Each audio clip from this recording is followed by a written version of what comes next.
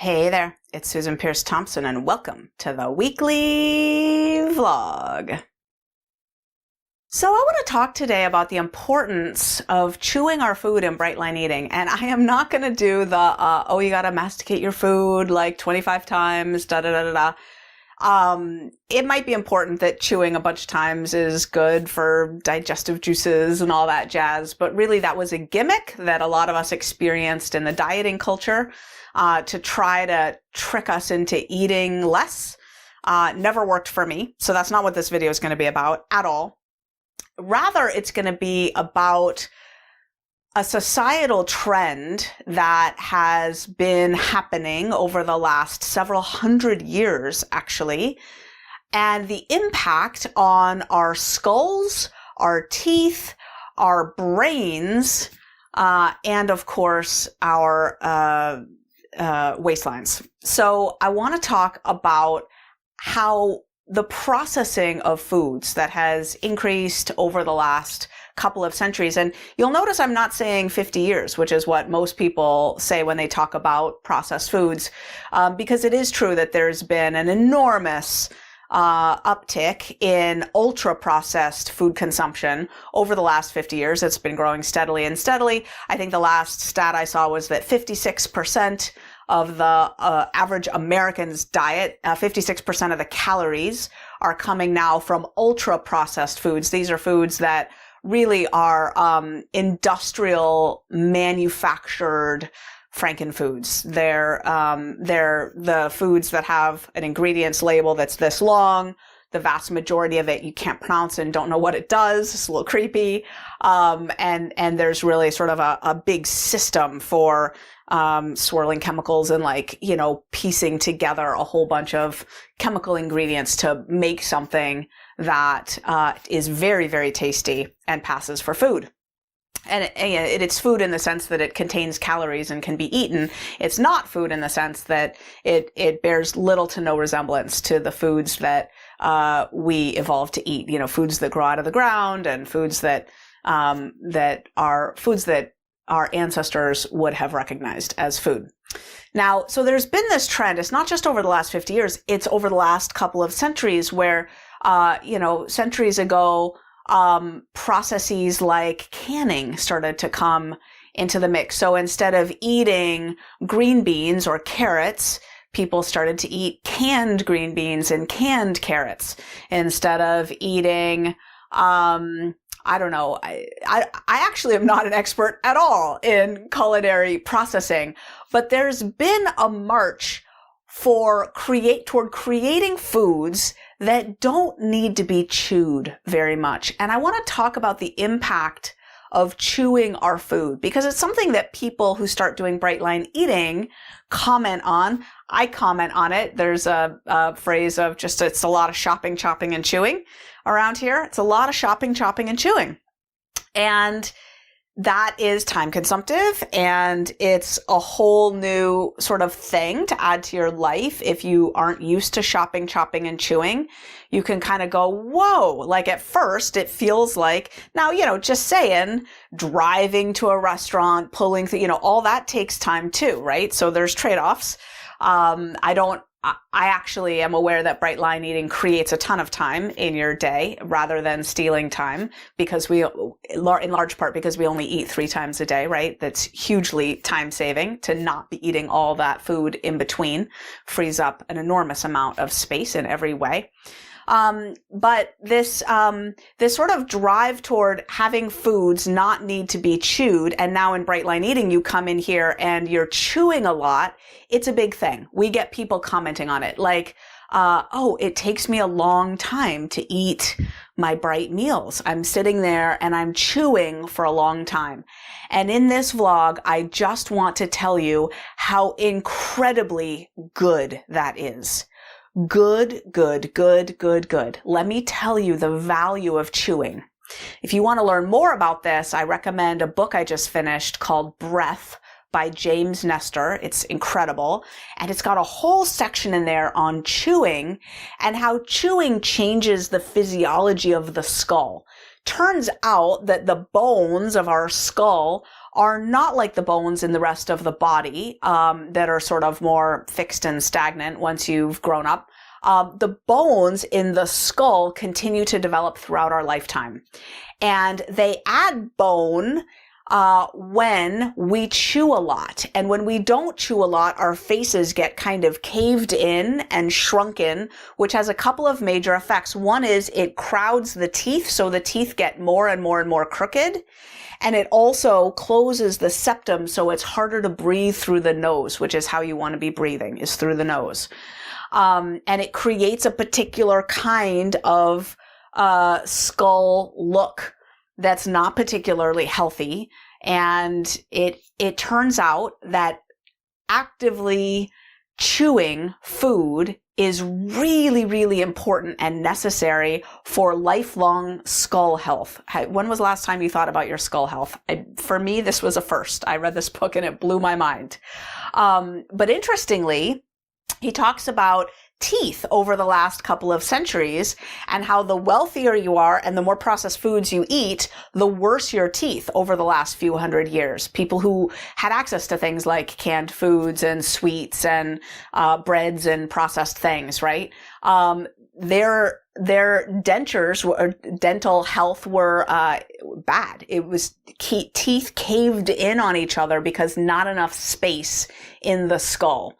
And it turns out when you chew a lot, when you're eating out of the fields and you're chewing your food, you have perfectly straight teeth. And they're looking at skulls from hundreds of years ago and noticing the difference. People who ate processed foods versus people who ate out of the field. Now in Brightline Eating, we do the equivalent of eating out of the field. And it's really, really good for our skull health, our breath health, being able to continue to breathe through the nose and have really open passageways and nice straight teeth. So that's really interesting. That's the first thing that chewing does, is it contributes to lifelong skull health. Who knew, right? The second thing that chewing does is it makes you fuller. So there's a whole bunch of research showing that time to consume food is one of the big variables in satiety or fullness. So if you eat the equivalent foods blended up or as a soup and you can kind of wolf it down, you don't feel as full afterwards. If you eat those foods raw and whole, same amount of calories, same foods, but now you're chewing a whole bunch and it takes a lot of time to consume that food, you feel more satisfied, more satiated. You feel more full from the same amount of food. So this is the source, the origin of that diet tip to take a long time to eat your food, to chew your food many times and so forth. They're trying to, that's the like put down the fork in between bites. They're trying to stretch out the length of the meal to give you a better chance to feel fuller sooner. Now in Brightline Eating, that's not that big of a deal because we weigh our food, so we're going to eat the right amount of food regardless, but it sure is nice to feel fuller, right? Like that's a bonus. The last benefit to chewing is huge, and I don't know if you knew this, but chewing is one of the factors that increases neurogenesis in the hippocampus. Now, neurogenesis means the creation of new neurons, brain cells. We used to think, neuroscientists used to think, that a baby was born with all the brain cells they were ever going to have for their whole life, that brain cells were unique really in the world of cells in that they didn't divide. You don't get new brain cells. You get new heart cells and new skin cells and new toenail cells and new blood cells, but you don't get new brain cells. In fact, you lose brain cells a lot. There are certain periods in development where there's neural pruning that happens where you lose tons of cells. That turns out to be a good thing. There's like a wiring up of the brain that's happening and you're getting rid of sort of the riffraff. You don't need it. So it's fine. But if you do what I did, for example, as a teenager, drink a lot of alcohol and do a lot of drugs and you kill off a lot of brain cells that way, that's actually not a good thing. Because you don't by and large get new ones. While ago, years ago, it was discovered that in actual point of fact, there are new brain cells created in just a couple parts of the brain, not widespread throughout the brain. It's not like all neurons divide and create new brain cells. They don't. But there is a place called the hippocampus, which we typically think of as the seat of memory, and in particular, memory creation. It's like a little factory for creating memories. By and large, most memories aren't stored there. They travel out to other parts of the brain in a process called consolidation to be stored elsewhere. But the hippocampus generates new memories. And it also generates new brain cells. Now, these brain cells then go on to support positive mood and serotonin production. That's important. They also support, not surprisingly, memory, right? Strong brain health and good memory, like good cognitive functioning. Now, not surprisingly, most of the habits that we think of as healthy increase the rate of neurogenesis in the hippocampus, like exercise, and like eating generally a healthy diet. Blueberries, that sort of thing increases neurogenesis in the hippocampus. Eating a lot of sugar decreases neurogenesis in the hippocampus. Being sedentary decreases neurogenesis in the hippocampus. And chewing increases it. So chewing food is really, really healthy. And we have gotten used as a society to kind of chew, swallow without much mastication. It's the way our diet was designed. There's all kinds of stuff you can read about the chicken industry and how chicken that you get at, say, a major fast food chain or, the type of restaurant that, you can find in every city because they're everywhere. Those sorts of chain restaurants buy chicken out of these factory farms and they're injected with water and they're plumped and they're sort of, tenderized in a way that makes you not have to chew them much. So they're taking meat that normally would require some mastication and allowing you to just one or two quick chews and then swallow. All kinds of foods like that are, they keep in mind sort of a minimal chew threshold. They don't want people chewing so much. When you don't chew so much, you can consume more of the food, which means you buy more of the food. And frankly, the standard American diet, the standard industrial diet, the standard Western diet, has sort of taken the mastication threshold of what people are used to and lowered it way down. And now chewing too much sort of doesn't feel right. And so now there's this lower standard of they don't produce foods that have to be chewed very much.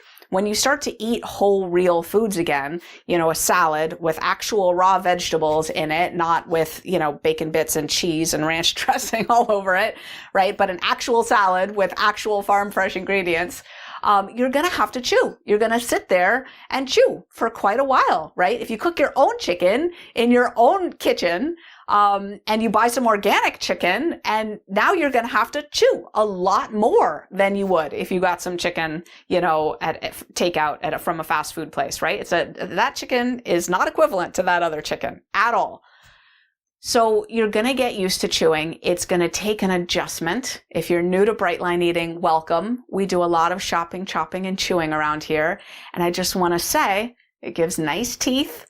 A really nice looking development of the face and skull throughout life. So you continue to look young and robust.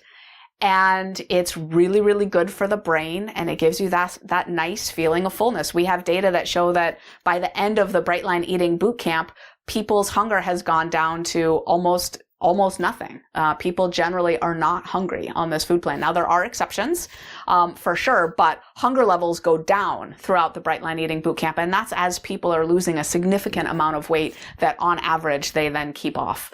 So, all of this, the sort of backdrop here of chewing our food, all this shopping, chopping, and chewing, it's for good reason and it's put to good use. And I just wanted to spend the day today talking about the benefits of chewing. Who knew? That's the weekly vlog. I'll see you next week.